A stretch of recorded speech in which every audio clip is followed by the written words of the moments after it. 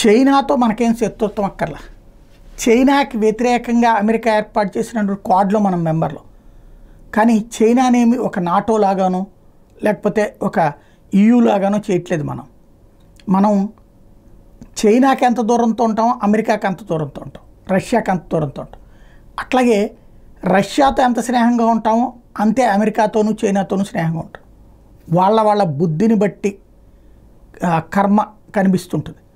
ఇందులో ప్రధానమైనటువంటిది క్వాడ్ కూటమి ఎవరికి వ్యతిరేకం కాదని ప్రధాని నరేంద్ర మోడీ అమెరికా వేదిక మీద నుంచి విల్మింగ్టన్ నుంచి స్పష్టం చేశారు.